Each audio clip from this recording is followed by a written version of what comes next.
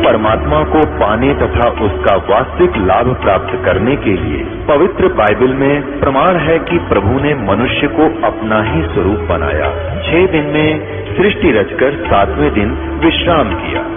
कुरान शरीफ में प्रमाण है कि हजरत मोहम्मद को खुदा स्वयं कह रहे हैं कि मैंने तुम्हें उस परमात्मा की महिमा बताने के लिए भेजा है। वो परमात्मा कबीर है जिसने 6 दिन में सृष्टि रची तथा 7वें दिन तख्त पर जा विराजा। उसकी खबर किसी बाखबर से पूछकर तो देखो।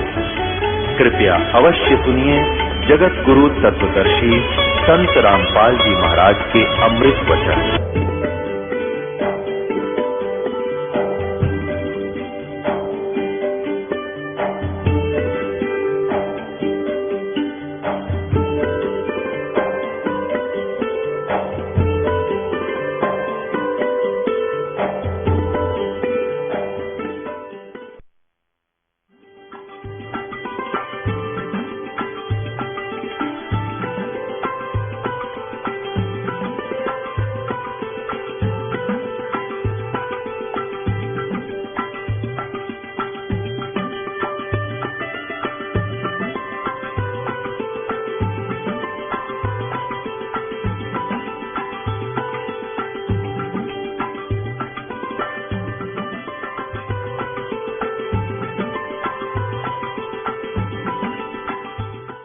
झूठा गुरु काल है ये फांसी दे अड़ाए, मारत है मैदान में यो छलबल बहु बनाए। ये झूठा गुरु काल है और फांसी दे अड़ाए, यानी तुझे फंसा के बैठा हुआ है। और मारत है मैदान में, कहते तुझे चौड़े में नष्ट कर रहा है। और छलबल बहुत बनाए, झूठे गुरु बहुत हैं ये अनगिन कोट अनंत, सार नाम का भेद बतावे सो सतवादी संत। पहचान बता दी कि ये झूठे गुरु तो नरे हैं अनंत, अनगिन कोट अनंत, और सार नाम का भेद बतावे सो सतवादी संत।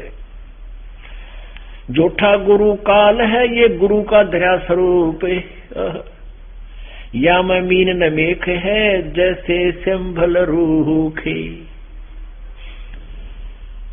अब इन जम के काल के दूतों का थोड़ा सा प्रमाण देते हैं। जैसे वेदों को तो ये सिर पर रखें और कहते हैं, और वेदों के विपरीत ज्ञान देते हैं। जैसे अब थोड़ा सा प्रकरण देते हैं इन काल के दूतों का। जम के हिलकारे फिरें हाथों में लिए वेद, इन काल के दूतों में से एक सुप्रसिद्ध अब कलयुग में जो काल का दूत था यो महर्षि दयानंद था।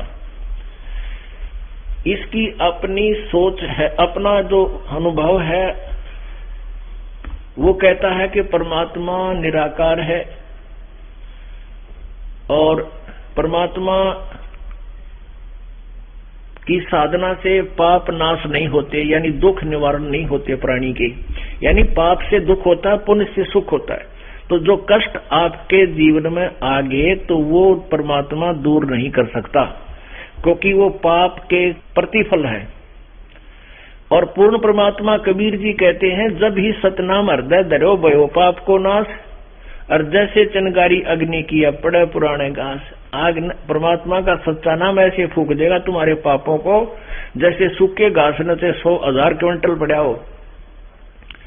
एक माचिस की सीख लगा दो जसा के उसमें जला के सारे का नाश कर देगी। ऐसे ही परमात्मा का सतनाम तुम्हारे दुखों का नाश कर देगा, पापों का नाश कर देगा। और ये कहते हैं कि परमात्मा की साधना से पाप नाश नहीं होते, और वेद बताते हैं कि परमात्मा घोर पाप न भी नाश कर दे। अब देखो, तो ये काल के दूत थे। अब परमेश्वर की एक वाणी को सिद्ध करने के लिए बहुत से प्रमाण देने पड़ते हैं ताकि आपके हृदय में जचे। यह सत्यार प्रकाश, यह महर्षि दयानंद। अब इनकी इस पोज ने देखकर आदमी ने सोचा भाई कति ये तो भगवान से मिल रहे थे। इन्हें कह का बेरा नहीं था, ये सिर्फ बनावटी थे। ऊपर डूंडा साध का भीतर रखा खो हुए थे इनमें। ये है सत्यार्थ प्रकाश। और इसमें ये कहते हैं, इसमें लिखा कि वेद आदि विविध सत शास्त्र प्रमाण ही संवित श्रीमत परमहंस परिव्राजक आचार्य महर्षि दानंद सरस्वती स्वामी विरचित है। इसके बारे में सत्यार्थ प्रकाश के बारे में लिखा है कि वेदों आदि सदग्रंथों के आधार से इसकी रचना की है। तो आम आदमी ने सोच लिया भी महर्षि दानंद तो बड़े ज्ञाता थे, विद्वान, वेदों के संस्कृत भाषा जानते थे, इसलिए इन्होंने सत्यार्थ प्रकाश में वेदों अनुसार ही लिखा है। ये है, प्रकाशक हैं वैदिक कीर्ति मंडल, दानंद मठ, दीनानगर, पंजाब से, इनका फोन नंबर है।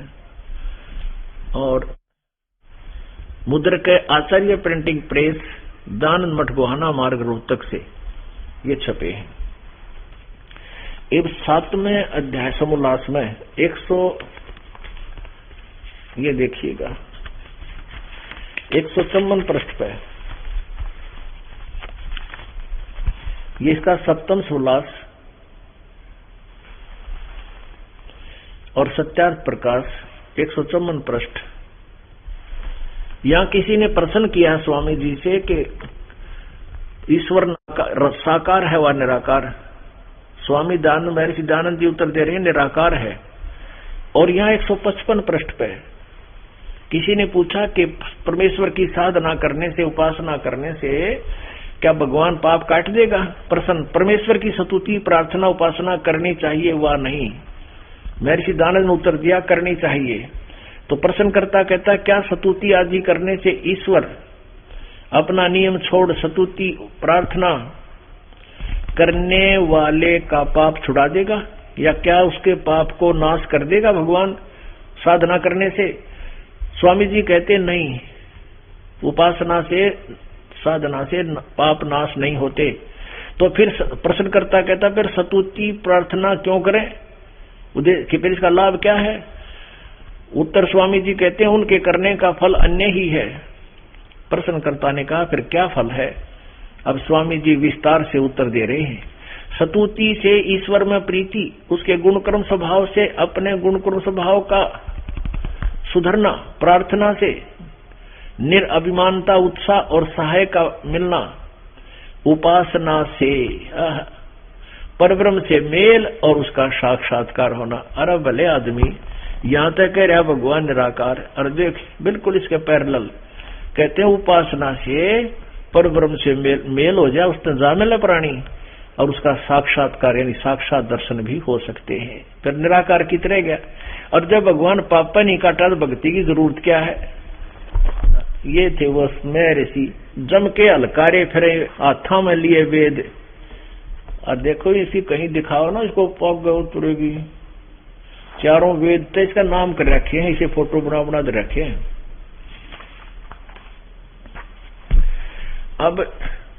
अब वेद जैसे पुण्यात्मा कोई वेद की फीत ला रहा है, बोर्ड लगा रखा है वेद का, और उसे कोई पूछता है कि वैद्य जी कि रोगी को दवाई खानी चाहिए कि नहीं? वो कहता खानी चाहिए। तो क्या औषधि खाने से रोगी का रोग कट जाएगा? और वो उत्तर दे वैद्य जी के नहीं, रोग तो नहीं कटेगा। फिर औषधि खावे किस लिए? प्रश्न तो ठीक करेगा प्रश्न करता।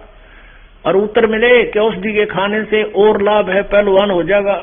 अरे मरण लाग रहा है, टीबी बीमारी हो रही है, नहीं होगा पहलवान हो जाएगा।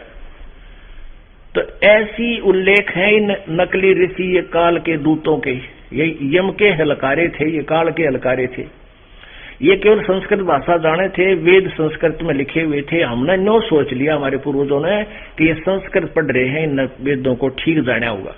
अब परमात्मा ने 600 साल पहले ये कहा था, जब ही सतनाम हृदय दरो भयो पाप को नाश, और मानो चिनगारी अग्नि की वह पड़े पुराने घास, आग ला दे इस तरह भगवान का सच्चा नाम तुम्हारे असंख्य जन्मों के पापों को ऐसे फूक देगा जैसे सूखे घास को एक माचिस की तिल्ली फूक डालती है।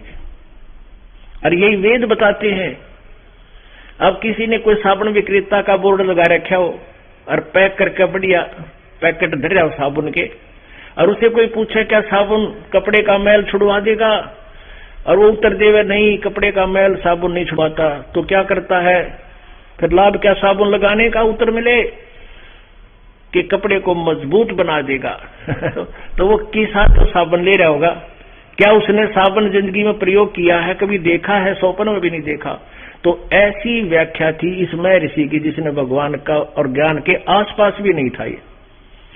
ये अंडरस्टूड है, ये दोनों एग्जाम्पल आपको, कि जो वैद होगा वो ये भाषा बोलेगा कि औषधि से रोग नहीं कटे, कि ये विद्वान होता, वेदों को ज्ञान होता, कि ये कह देता कि परमात्मा पाप नहीं नाश करता, और वेद कहते हैं घोर पाप को नाश कर दे भगवान। अब देखो यजुर्वेद, और खुद अनुवाद कर रहा है, क्यों भांग पियाता जिसे पता नहीं तो सत्यार प्रकाश में क्या लिखा है, यहाँ के लिख रखा है। ये यजुर्वेद है, ये इसी का अनुवाद है पूरा।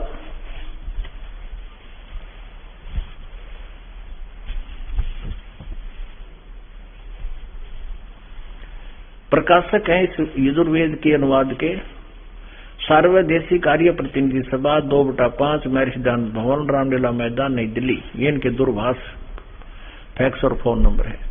संपूर्ण 40 अध्याय महर्षि दानंद सरस्वती कृत अनुवाद इनका किया गया है। मुद्रक है Prince offset printers, 1510 Pataudi house, Daryaganj, नई दिल्ली। इसके 8वें अध्याय का 13वां श्लोक, 8वां अध्याय 241 पृष्ठ पे, ये 13वां मंत्र है। इसमें लिखा है देव कर्तस्य एन से एव जनमसी, मनुष्य कर्तस्य है एन से एव जनमसी, पितृ कर्तस्य है एन से एव जनमसी, आत्म कर्तस्य एन से एव जनमसी, एन से ओहो एन से एव जनमसी। अब आगे दिखाते हैं आपको, इसका अनुवाद इन्होंने 242 पृष्ठ पे किया है। हे सबके उपकार करने वाले मित्र आप, अब देख स्वामी जी ने यहां रूल जा दिया, हे सबके उपकार करने वाले मित्र आप, यहां मित्र शब्द लिख दिया, परमेश्वर लिखना था।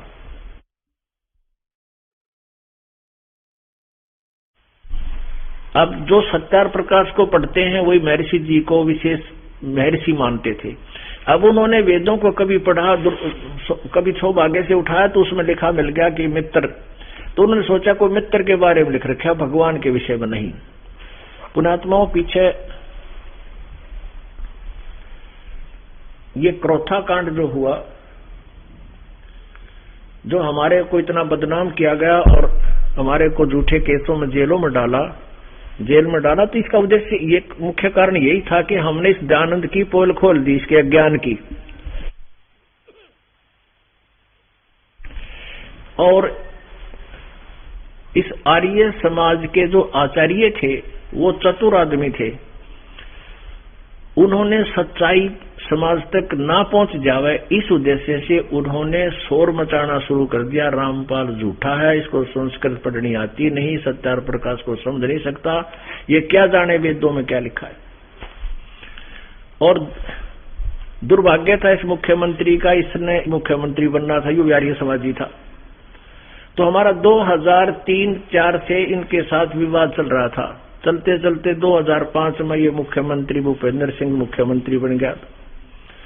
अब इसको इन अनाड़ी आचार्यों ने इतना भ्रमित कर दिया कि रामपाल झूठ बोलकर महर्षि दानंद जी की बदनामी कर रहा है, यो भी गेल से कर लिया इनका।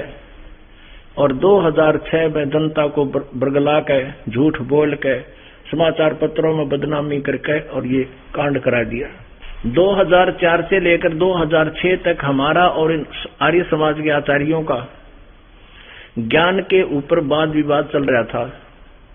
समाचार पत्रों के माध्यम से, हम विज्ञापन के माध्यम से ये बताते थे कि महर्षि दानंद को वेद ज्ञान नहीं था। सत्यार प्रकाश में ऐसा लिखता है, वेद कहते हैं परमात्मा पाप काट देता है। ये फोटोकॉपी हमने समाचार पत्रों में विज्ञापन से दी, तो उन आचार्यों ने उत्तर दिया समाचार पत्रों में कि ये तो रामपाल झूठ बोल रहा है। यजुर्वेद अध्याय नंबर 8 के श्लोक मंत्र नंबर 13 में तो मित्र के बारे में लिख रखा है, पाप नाश करना, उसको कोई मदद कर देगा मित्र। तो आम आदमी भी ये सोच सही मान गया कि भाई रामपाल तो एक संस्कृत नहीं जानता, और महर्षि दानंद तो विद्वान था, उसने तो ठीक समझा होगा, वेदों में सही सत्यार प्रकाश को वेदों अनुसार लिखा है, उसने लिख रखा है। तो ऐसे आम आदमी भी इस बात ने मान ले था, उनकी झूठ ने सच्ची माना था, क्योंकि वो महर्षि दानंद की वह जो इतनी फैला रखी थी उन्होंने, उसकी जो है महिमा इतनी कर रखी थी इस नकली की, कि आम आदमी प्रभावित था कि बड़ा विद्वान था वेदों का। अगर वेदों का इसको ज्ञान होता तो वेदों वाली व्याख्या तो सत्यार प्रकाश में होती। अब फिर दास ने फिर बताया कि ये मित्र इसने खुद लिखा है, देखिएगा सत्यार प्रकाश के प्रथम समोल्लास में भगवान के नामों की व्याख्या करते समय इसने खुद कहा है कि मित्र शब्द परमेश्वर के लिए प्रयोग करता हूं मैं। ये वही सत्यार प्रकाश है।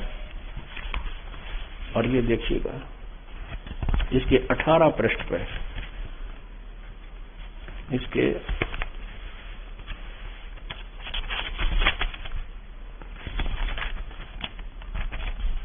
18 पृष्ठ पे ये प्रथम समोल्लास है।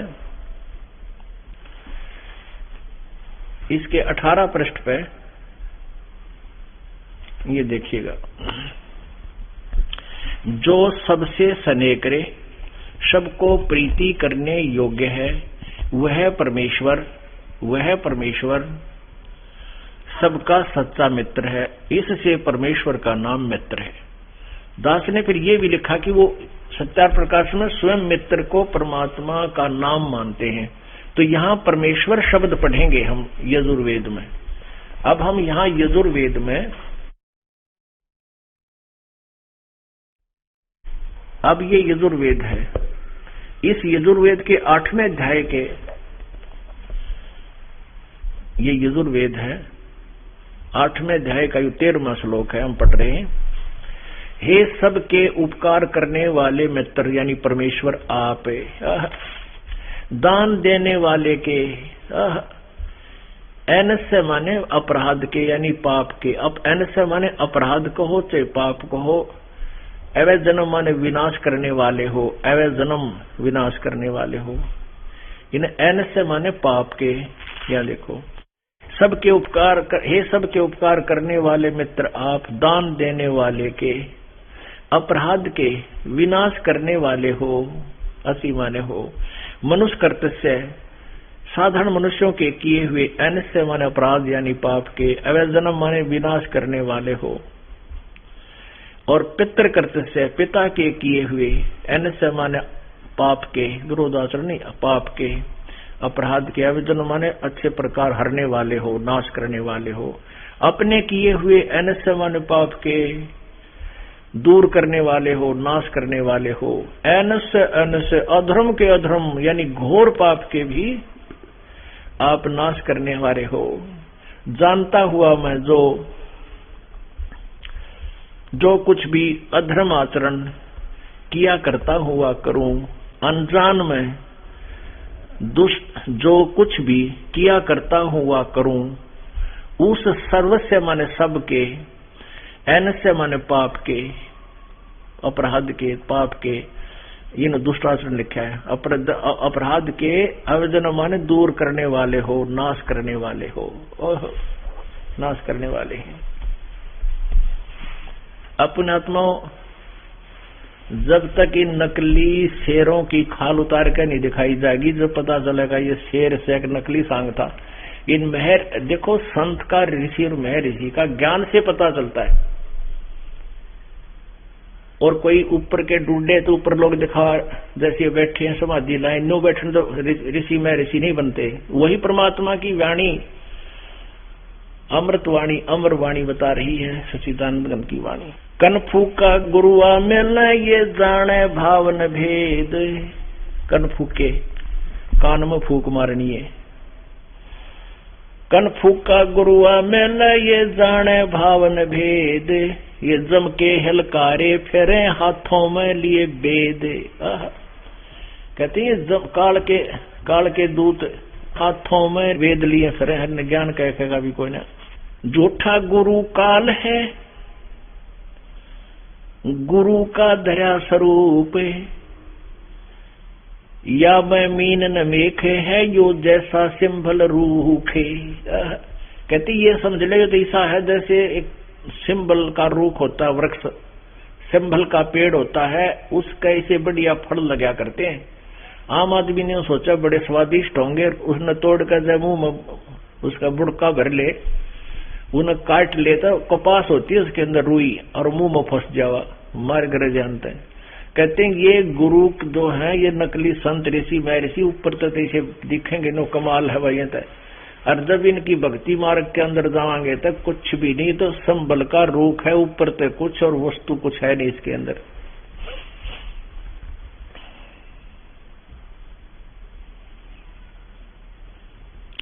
झूठा गुरु काल है आया भेख बनाए।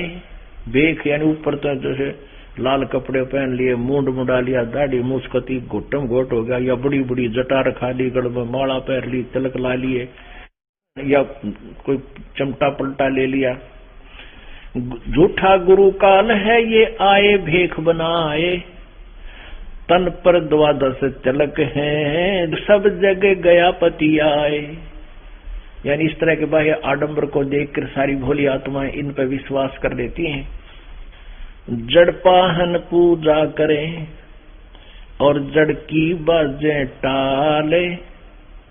कहते पत्थर की मूर्ति का अगर ये जड़ यानी इसकी टाली बजाओ, घंटी बजाते हैं जड़ की, और साक्षी सत्य कबीर है या पूजा घर घाल। गरीबदास जी कह रहे हैं कबीर परमात्मा साक्षी है इस बात के, ये पूजाएं तुम करे तुम्हारा घर गाल लेंगी, तुम्हारा नाश करेंगी भक्ति का। कान चिराए क्या हुआ, जैसे कान में मुद्रा पहनते हैं ना, ये कान पड़ा के इसमें गाल ले छल्ला संत बने अंडे। कान चिराए क्या हुआ कर कंकन ने पाले, मुद्रा पैरे क्या हुआ थारा सिर फोड़ेगा काल। कहते आडंबर से भगवान के दूत नहीं डरते, ना भगवान राजी हुए।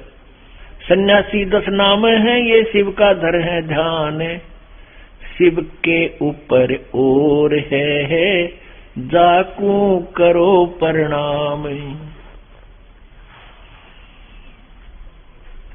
परमात्मा कहते हैं कि तुम शिव जी की पूजा करते हो, शिव जी से ऊपर और परमपिता परमात्मा, ये ब्रह्म नहीं, ब्रह्म से भी ऊपर और है, उस पार ब्रह्म पूर्ण ब्रह्म की भक्ति करो जिससे तुम्हारा कल्याण हो। बोलो सतगुरुदेव। परमपिता परमात्मा पूर्ण ब्रह्म सारी सृष्टि के रचनहार कुल मालिक कबीर देव जी, ये वो परम अक्षर ब्रह्म है, यही सर्व सृष्टि के रचनहार है, ये पुरुषोत्तम है, यही परमात्मा है, ये वही परमेश्वर हैं जो तीनों लोकों में प्रवेश करके सबका धारण पोषण करते हैं। परमात्मा की परिभाषा से हम अपरिचित रहे, परमात्मा के गुणों से हम परिचित थे, लेकिन प्रभु की परिभाषा से हम अपरिचित थे। प्रभु के गुणों के कारण हम उसकी तलाश में, खोज में हम बहुत वर्षों से, युगों से लगे हुए हैं। प्रत्येक व्यक्ति जो श्रद्धालु होते हैं, परमात्मा से डरने वाले होते हैं, वो प्रत्येक की ये सोच होती है कि परमेश्वर जो है, भगवान एक ऐसी पावर है, परमात्मा वो परम शक्ति है, परमात्मा के पास वो फुल पावर है कि दुखी व्यक्ति को वो सुखी कर सकता है, निर्धन को धन दे सकता है, किसी भी प्रकार की कोई भी आपदा अपने प्रारब्ध की या 3 ताप की, किसी प्रकार का भी कोई कष्ट संकट है, परमात्मा उसका निवारण कर सकता है। इसी चाह में, इन्हीं गुणों से प्रेरित होकर के हम परमात्मा के लिए भटक रहे थे। जैसा कि आज आपने सुबह के सत्संग में सुना पूर्ण परमात्मा की महिमा से हम अपरिचित रहे, क्योंकि हमें तत्वदर्शी संत ना मिले, जिसके विषय में श्रीमद् भगवत गीता अध्याय नंबर 4 के श्लोक नंबर 34 में कहा है कि वो ज्ञान, वो तत्व ज्ञान, वो परमेश्वर सच्चिदानंद घन ब्रह्म की वाणी, जो गीता जी अध्याय नंबर 4 के श्लोक नंबर 32 में जिसके विषय में कहा है, उस तत्व ज्ञान को तत्वदर्शी संतों के पास जाकर समझ, उनको दंडवत प्रणाम करने से, कपट छोड़कर प्रसन्न करने से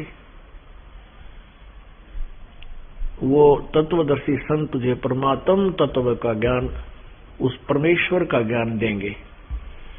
इसे सिद्ध है कि गीता ज्ञानदाता भी अल्पज्ञ है, अधूरे ज्ञान युक्त है। पूर्ण परमात्मा की जानकारी गीता ज्ञानदाता को नहीं है। तो तत्वदर्शी संत ना मिलने से ऋषियों ने, श्रद्धालुओं ने अपने आप निष्कर्ष निकाल लिया कि ओम नाम ये पूर्ण परमात्मा का है, ये परम अक्षर ब्रह्म का है। और फिर उन्होंने ज्ञान न होने से ब्रह्म भी उसी को मान लिया और अक्षर ब्रह्म भी उसी को मान लिया और परम अक्षर ब्रह्म भी इस ब्रह्म को ही मान लिया, जिसका ओम नाम है, जिसका ओम मंत्र है। तो जिस कारण से हम परमात्मा के जिन गुणों के लिए हम साधना किया करते थे, तो ऋषि लोगों ने ओम नाम के जाप से प्रारंभ की थी साधना। श्रीमद् भगवत गीता अध्याय नंबर 17 के श्लोक नंबर 23 में कहा है कि उस सच्चिदानंद घन ब्रह्म अर्थात परम अक्षर ब्रह्म की से लाभ लेने का, उसकी प्राप्ति का ओम तत्सत, यह 3 मंत्र का सिमरण है, इसके करने का निर्देश है। और प्रारंभ में इसी की प्राप्ति के लिए श्रद्धालु लोग, ब्राह्मण व्यक्ति, ब्राह्मण माने साधक, ब्राह्मण माने विद्वान पुरुष, भक्त, इसी आधार से वो साधना किया करते थे। तो उन्होंने जैसा भी उन ब्राह्मणों ने, श्रद्धालुओं ने, ऋषियों ने, महर्षियों ने, देवताओं ने वेदों को जैसा समझा, उस आधार से उन्होंने ओम नाम को पूर्ण परमात्मा का मान लिया। क्योंकि प्रत्येक सदग्रंथ में लास्ट में ये निर्णय दिया है कि वो परमेश्वर सर्वशक्तिमान है, उसी की पूजा करनी चाहिए और अन्य सभी देवों की, भगवानों की पूजाएं परित्याग कर देनी चाहिए, अर्थात उसको इष्ट रूप में मानना चाहिए। तो सभी ने ये तो मान लिया कि एक भगवान की पूजा करनी चाहिए। प्रारंभ में उसका ओम नाम ले लिया, ओम नाम की साधना करते रहे, लेकिन संकट भी आते रहे, दुखों का निवारण नहीं हुआ, परमात्मा के दर्शन भी नहीं हुए। तो उन्होंने अपना अज्ञान सिद्धांत बना दिया कि परमात्मा निराकार है, परमेश्वर निराकार है, और किया हुआ कर्म, प्रारब्ध, पाप का जो दंड है वो भी भोगना ही पड़ेगा। पुण्य और पाप दोनों ही भोगने पड़ेंगे। विधान बना दिया कि जैसा कर्म करेगा वैसा भोगना ही पड़ेगा। इस आधार से सभी साधना भी करते रहे, कष्टों को सहन भी करते रहे और उसके उपरांत अन्य मंत्रों को भी आधार बनाने लगे और भी मनमुखी साधनाएं शुरू कर दी, जैसे हरे राम राम राम हरे हरे, सीता राम राधे श्याम, हरे कृष्ण हरे राम, ओम नमः शिवाय, ओम भागवते वासुदेव नमः। ये इस तरह के मंत्र हैं। ये तो बिल्कुल लोक वेद है, शास्त्र विरुद्ध साधना है।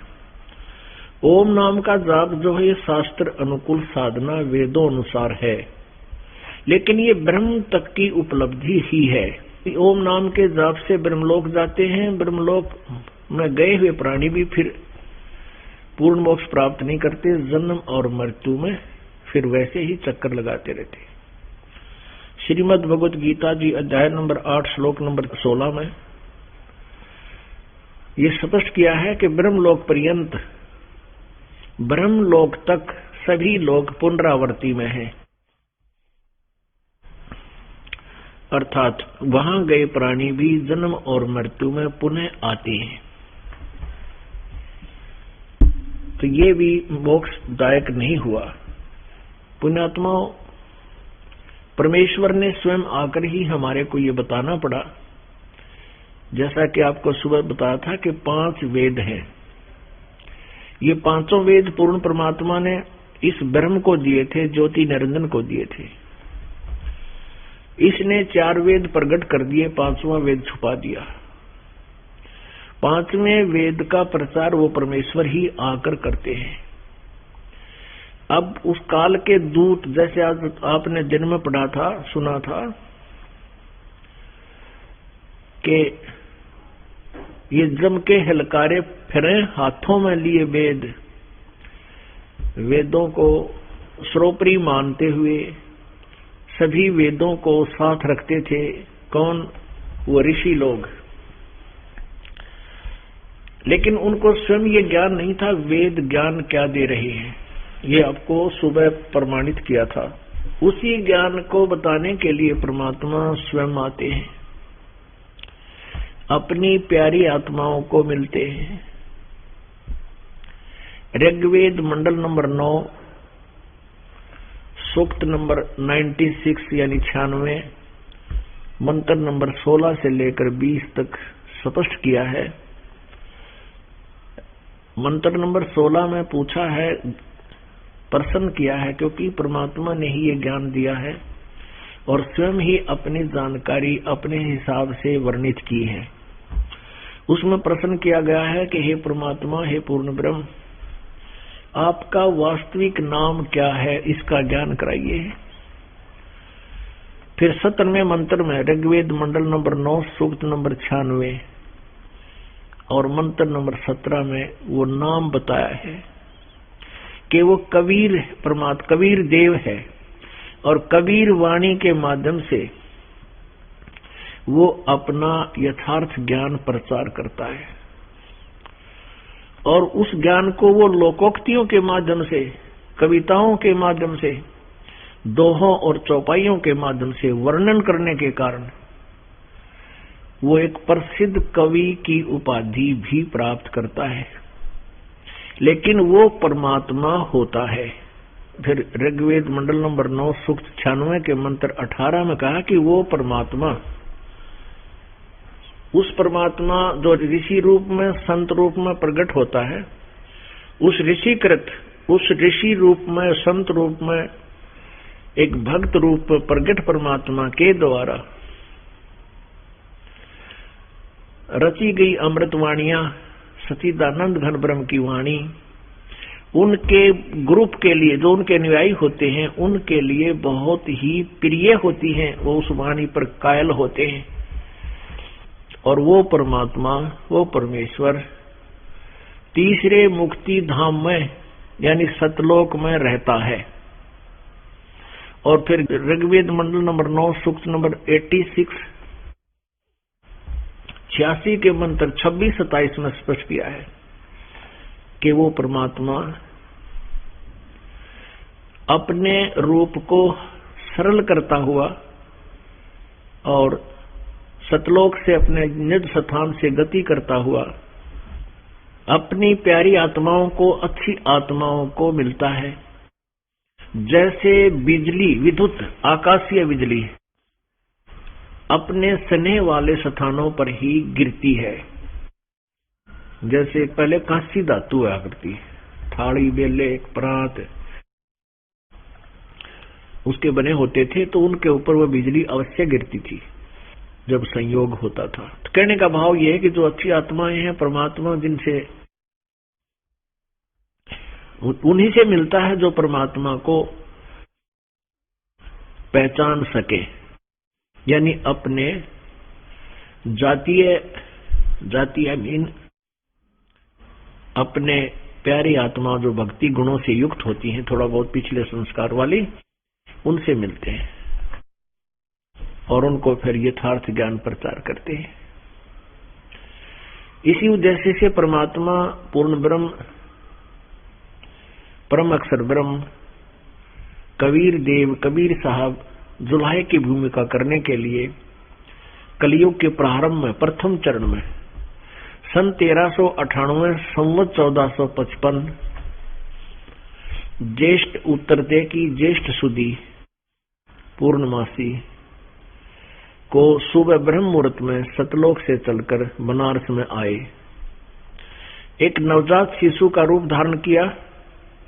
लहर तारा नामक एक तालाब में विकसित कमल के फूल पर वो परमात्मा विराजमान हुए। उनके प्रत्यक्ष दृष्टा उस परमात्मा के अवतरण के प्रत्यक्ष दृष्टा एक ऋषि अष्टानंद जी थे, जो महर्षि रामानंद जी के शिष्य थे। उन्होंने रामानंद जी को जाकर बताया था कि प्रभु ऐसे ऐसे एक ऊपर से प्रकाश का गोला सा आया, और ज्यों ही उसको मैंने देखना चाहा, सुबह सुबह अंधेरा सा था, मेरी आंखें सहन नहीं कर सकी उस तेज को। आंखें मेरी एकदम बंद होगी। आंखें बंद हुई तो क्या देखा कि उसमें आंखों में चमकारा लगा हुआ था। वो रिफ्लेक्शन जो मैंने देखा, प्रतिबिंब देखा, वो एक नवजात शिशु का लग रहा था। जैसे हम सूरज की तरफ, सूर्य की तरफ देखते हैं, हम ज्यादा देर नहीं देख सकते सूर्य की तरफ, देखते ही आंखें बंद हो जाती हैं। आंखें बंद होती हैं तो फिर हम क्या देखते हैं कि सूर्य का प्रकाश रहित आकार हमें दिखाई देता है, और वो बहुत देर तक चमकता रहता है, अपने आप आंखों में प्रतिबिंब बन जाता है। ऐसा ही ऋषि अष्टानंद जी के साथ हुआ था।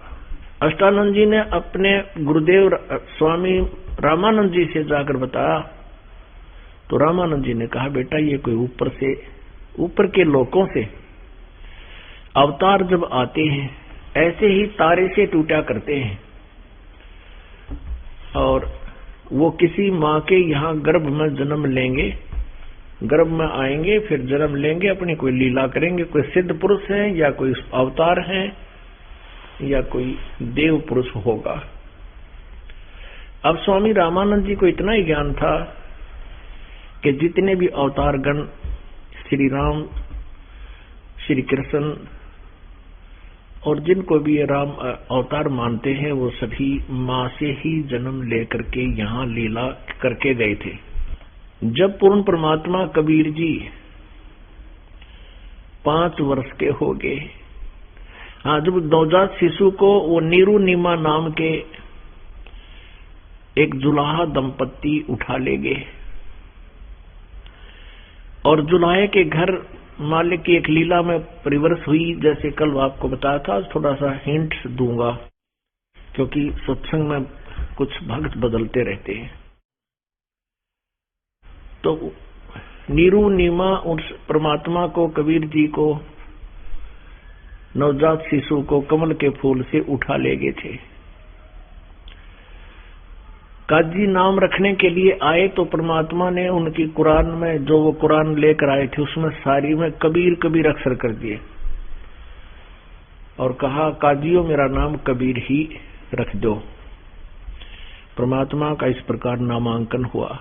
25 दिन के हो गए थे परमात्मा लीला में, शरीर में, लेकिन न जल ग्रहण कर रहे थे, न दूध पीवे थे, न अन्न खावे थे, और स्वस्थ ज्यों के त्यों थे। इस बात को देख करके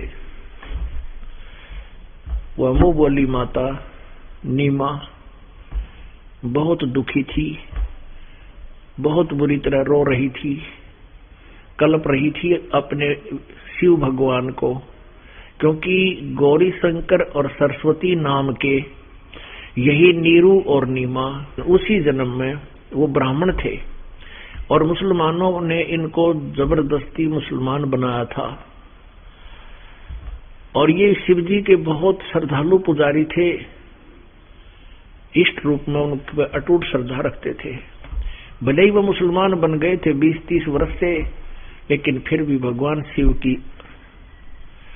छाप उनके हृदय से उतरी नहीं थी, जिस कारण से वो नीमा भगवान शिव को प्रार्थना कर रही थी, प्रभु आपने खिलौना भी दिया क्योंकि वो निसंतान थे।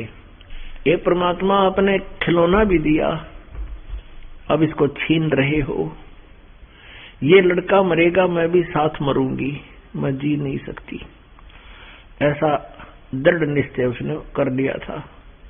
तब शिव परमात्मा कबीर जी की प्रेरणा से शिव भगवान वहां पर एक साधु रूप बनाकर माई से कारण पूछा। फिर परमात्मा ने, कबीर जी ने 25 दिन के लीला में शरीर में परमेश्वर ने कहा कि हे शिव जी, इनको कहो कि कुंवारी गाय लावे और उसके ऊपर आप आशीर्वाद भरा हाथ रख देना, वह दूध दिया करेगी। ऐसा ही किया गया। शिवजी भगवान ने उनके गाय के कमर पर हाथ रख दिया। वह कुंवारी गाय थी, अपने आप दूध स्तनों से दूध बह निकला। और परमात्मा ने 6 बार चर्चा की 25 दिन के बालक ने शिवजी से, और शिवजी से कहा कि आप इनको कह दो ये प्रतिदिन गाय दूध दिया करेगी, इसको मैं पिया करूंगा। ऐसा ही हुआ। पुण्यात्माओं, ये 600 वर्ष पहले लीला मालिक ने की थी। सतयुग त्रेता द्वापर में भी ऐसी ही लीला परमेश्वर करते हैं। एक युग में एक ऐसी लीला वो करते हैं और अपने यथार्थ ज्ञान को प्रचार करते हैं, लिपिबद्ध करवा के चले जाते हैं। सहशरीर आते हैं, सहशरीर चले जाते हैं। वो परमात्मा किसी माँ से जन्म नहीं लेते, क्योंकि वे स्वयं सबके सृष्टा हैं। पुण्यात्माओं, हम अपना पवित्र हिंदू धर्म में जन्म होने के कारण हमने रामायण, महाभारत, श्री कृष्ण जी की लीला लाखों बार सुनी, लाखों बार दूसरे तक बताई, चर्चा चल रही थी। श्री राम के बारे में, श्री कृष्ण जी के बारे में खूब चर्चाएं करते थे और अच्छी लगती थी, क्योंकि हमें भगवान की चाह थी, हम श्रद्धालु थे, हमारे अंदर उस परमात्मा की जगह थी। हम आज भी वैसे ही श्रद्धालु हैं और हमने ऐसी ही क्रिया, ऐसी ही लगन, ऐसी ही श्रद्धा चाहिए। तो इसी प्रकार इस परमेश्वर की जितनी बार भी हम कथा सुने, जितनी बार महिमा को से परिचित हों, उतना ही हमें इंटरेस्ट बढ़ते रहना चाहिए, एक रस बना रहे। श्रद्धा परमात्मा की कथाओं से घटे नहीं, उबे नहीं। जैसे कोई बीमार व्यक्ति होता है, जब वो स्वस्थ होता है तो रोटियां सूखी मिल जाए, भूख लाग रही होता है, सब्जी की आवश्यकता महसूस नहीं करता। जब सही भूख लाग रही हो और घर वाले कहें सब्जी बना देते हैं, रोटी तो है, तो इन्हों कहे रोटी दे दो, मनता है, सब्जी की कोई जरूरत नहीं। और हमने देखा कई बार नमक डालकर भी हम रोटी खा गए सूखी, सब्जी की आवश्यकता महसूस नहीं हुई। तो कहने का भाव यह है कि जब स्वस्थ होता है यह शरीर, तो हमें भूख प्रॉपरली लगती है, और जब अस्वस्थ हो जाता है, कोई जबर हो जाता है, तो भूख लगनी बंद हो जाती है। वही रोटियां जो 2-2, 3-3 बार खाया करते, एक ग्रास भी मुंह की तरफ नहीं किया जाता, कड़वी लगती है। मनुखा दाख, सेब, संतरे सब कड़वे लगते हैं। अब ना तो किसमिस मनुखा दाख कड़वी, ना रोटी कड़वी। कड़वा कैसे हो गया? वो जो मीठी चीज थी वो कड़वी महसूस क्यों हो रही है? क्योंकि बुखार ने, जवर ने शरीर की व्यवस्था को बिगाड़ दिया, अनियमित कर दिया। अब उसका ट्रीटमेंट क्या है? कड़वी गोलियां कुनीन की खानी पड़ेंगी, मलेरिया हो गया। न चाहते हुए भी फांकी मारनी पड़ेंगी, कति कड़वी होती हैं। और उन कड़वी गोलियों के खाने से फिर वो जबर कम हो जाता है। फिर धीरे धीरे वही रोटियां, वही मनुखा दाग उतनी ही स्वादिष्ट हो जाती हैं। तुलसी पिछले पाप से हरि चर्चा ना भावे, और जैसे जबर के बेग से भूख विदा हो जावे। और जिन व्यक्तियों को ये परमात्मा की चर्चा जितनी बार भी सुनने को मिलती है उतनी बार ही अच्छी लगती है। जैसे इस रोटी सुबह भी खाते हैं, भूख लगी और शाम को भूख नहीं लग रही, रोटियों में रुचि बनी नहीं भोजन में, तो समझो आपका कोई गड़बड़ी होगी, आपका शरीर स्वस्थ नहीं है। तो उसका क्या ट्रीटमेंट है कि उसके लिए फिर टेबलेट, गोली, डॉक्टर का संपर्क करें और फिर स्वस्थ होते ही फिर अच्छी लगेंगी। दोनों टाइम ही भूख लगती है और लगनी चाहिए। इसी प्रकार परमात्मा की जो महिमा है ये आत्मा की भूख है, आत्मा का आहार है। और जो ये फिल्मी गाने, संसार संपत्ति को संसार के अंदर ये चोचले करने, लोग दिखावा, चौधरी पाकना, कोई उच्च अधिकारी होकर के अभिमान करना, उच्च पोस्ट प्राप्त करके, उच्च कोई पद प्राप्त करके बकवाद में हिस्सा लेना, ये मन की खुराक है। बीड़ी, शराब, मांस, तम्बाकू, नाचना गाना, डीजे बजाना, ये मन का आहार है। और परमात्मा की भक्ति, विनम्रता, दान पुण्य करना, परमेश्वर की भक्ति करना, सिमरन करना, ये आत्मा का आहार है। हमने पहले क्या कर रखा था, मन को सांड पाड़ दिया था, सारा ही आहार हम मन का ही खा रहे थे, इसको खिला रहे थे। और अब हमें ज्ञान हुआ तो हमने इसके आहार पर प्रतिबंध लगा दिया और आत्मा का आहार बढ़ा दिया। तो आत्मा इससे तगड़ी होती चली जाएगी और यो वीक हो जाएगा, कमजोर हो जाएगा और ये इसकी बकवाद बंद हो जाएगी। एक समय आदरणीय गरीबदास साहिब जी, जो कि किसान परिवार में जन्मे थे, किसान थे, जाट थे, और उनके कुछ शिष्य भी किसान थे। उनको यही ज्ञान समझाते थे कि भाई जो तुम चोचले करते हो ये मन का आहार है, इसको कम कर दो। तो कोई भक्त कहता था जी कोशिश बहुत करते हैं, ये मन कोई ना कोई गड़बड़ करवा ही देता है। परमात्मा बोले भाई जैसे, बोला जी कैसे इसे न रोकें। तो उदाहरण दिया था कि तेरे पास 2 बैल हैं। हाँ जी 2 बैल हैं और दोनों बैलों में से एक तगड़ा भी है। हाँ जी एक तगड़ा है, वो दूसरे बैल को जो वीक है, कमजोर है, उसको आहार नहीं करने देता है, क्योंकि खेतों में एक टोकरे में दोनों बैलों को आहार चराते हैं, चारा चराया करते हैं। तो परमात्मा ने, गरीबदास जी ने कहा तो आप क्या करते हो?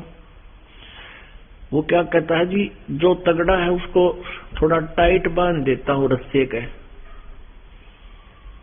और दूसरा जो कमजोर है उसने लूज छोड़ देता हूं।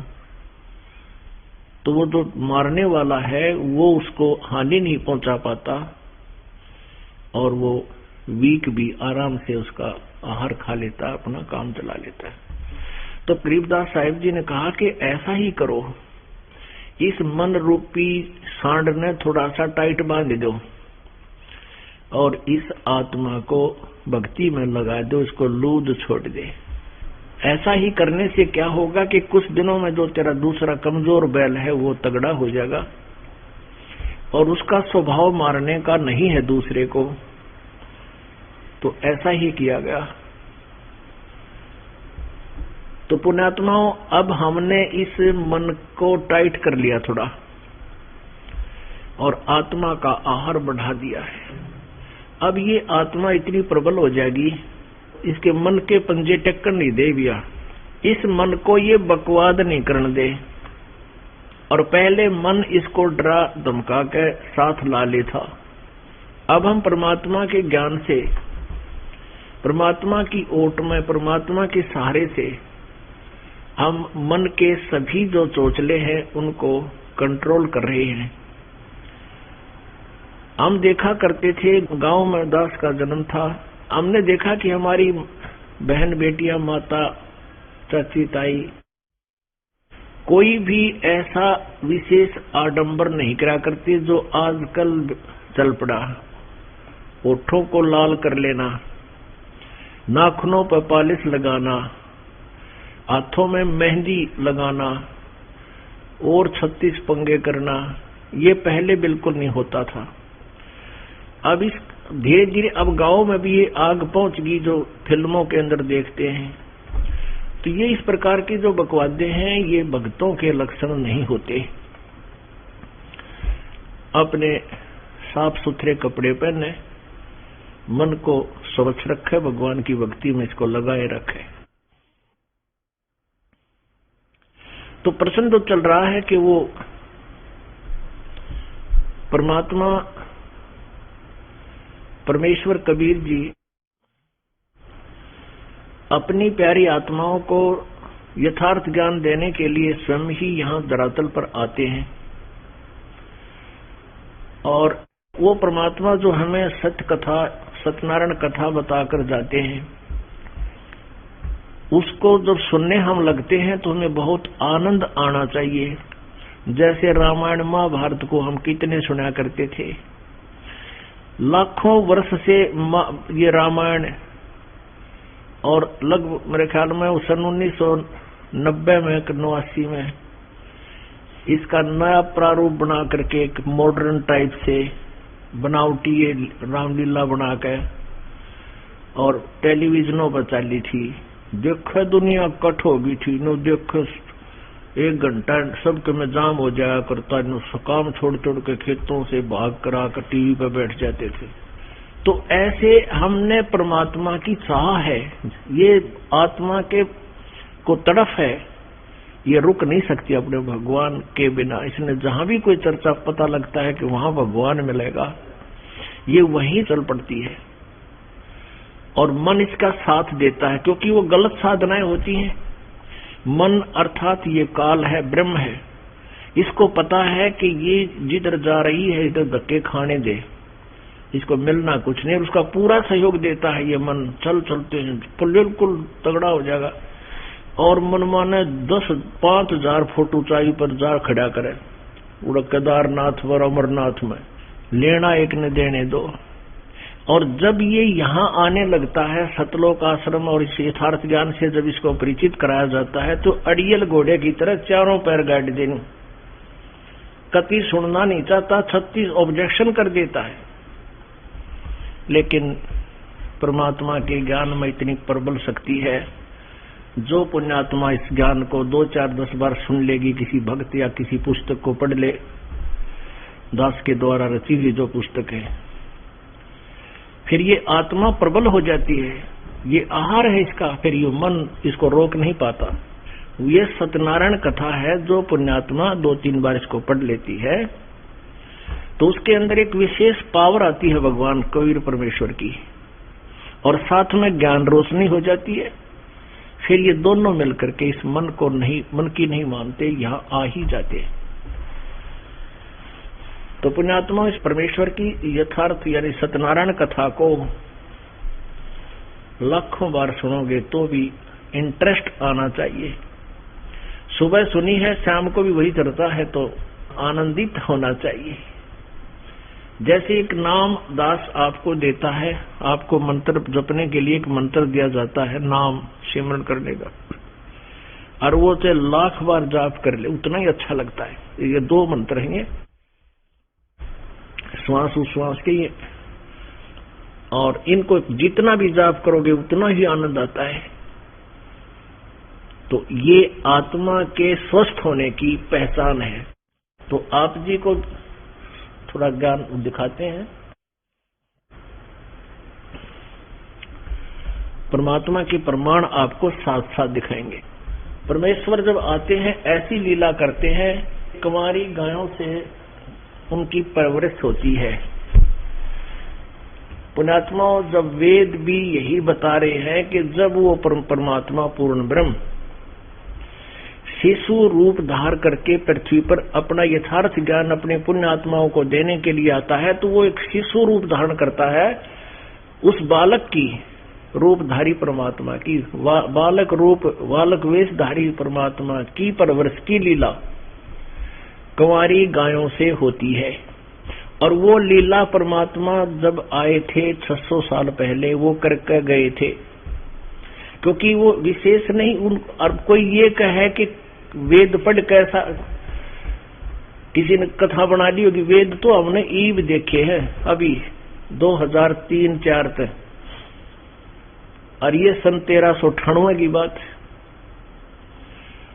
तो परमात्मा की जो लीला इन वेदों में लिपिबद्ध है और वो परमेश्वर कबीर जी ने ही की हुई है, तो वो ही परम अक्षर ब्रह्म है, ये सिद्ध करना है। ये देखिएगा ऋग्वेद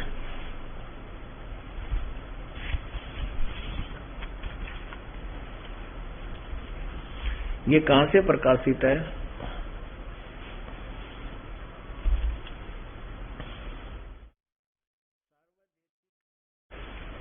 प्रकाशक है सार्वदेशिक आर्य प्रतिनिधि सभा, महर्षि दानंद भवन, रामलीला मैदान, नई दिल्ली। फोन नंबर इतने, फैक्स इतने। महर्षि दानंद सरस्वती कर दिए। वैसे महर्षि दानंद का अनुवादित नहीं है, फिर भी हम इस विषय को अभी नहीं छेड़ते। मुद्रक Prince offset printers, 1510 Pataudi house, Daryaganj, नई दिल्ली। ये इनके फोन नंबर है। ये देखिएगा ऋग्वेद मंडल नंबर 9 और सूक्त नंबर 1 और ये 9वां मंत्र है। इसमें क्या लिखा है? ये मूल संस्कृत है। शिशुम धेन्व शृणन्ति उत अभि इमम अधन्या। इमम माने उस, सोमम माने सोम स्वभाव वाले, इन्होंने लिखा श्रद्धालु पुरुष को। शिशुम कुमार अवस्था में ही सब प्रकार से अधन्या अहिंसनीय, धेनुआ माने गौवें तृप्त करती है। इन्होंने अनुवाद नहीं करना है क्योंकि इनको तत्व ज्ञान था नहीं, परमात्मा की कहानी का पता नहीं था, सृष्टि रचना का। गोलमोल करते हुए भी इसको सच्चाई को छुपा नहीं सके। इसमें सीधा सार्थ है कि इस सोम माने परमात्मा, इस सोम माने अमर परमात्मा को जो शिशु रूप माता, जो शिशु रूप में प्रकट होता है, उसको सब प्रकार से अभी अधन्या माने बिना दनाई, क्योंकि हम ये अधन्या का अर्थ होता है बिना धनाई, यानी नए दूध हुई ना हो, बिना ब्याही बिना धनाई। और अभी माने पूर्ण रूप से सब प्रकार से। अभी अधन्या यानी कति कंवारी, अभी अधन्या यानी जो सांड के द्वारा कभी भी टच ना की गई हो, पूर्ण रूपेण अधन्या बिना धनाई यानी कंवारी। धेनो माने गायों तृप्त करती है, उसके पालन की लीला, परवरिश की लीला कंवारी गायों द्वारा होती है। अब यहां इन्होंने पुरुष लिख दिया। अब देखो यहां से, ये देखो, ये ऋग्वेद मंडल नंबर 9 यहां से प्रारंभ होता है और इसका ये प्रथम सूक्त, प्रथम मंत्र है। ये वाला ये प्रथम मंत्र है। इसमें सोम शब्द है। यहां लिखा है कि सोम, हे सोम स्वभाव परमात्मन। सोम माने परमात्मा लिखा है और परमात्मा के विषय में डिस्कस चल रही है। आगे देखो दूसरे में, ये देखो दूसरा श्लोक मंत्र है मंडल नंबर 9 सूक्त नंबर 1 का।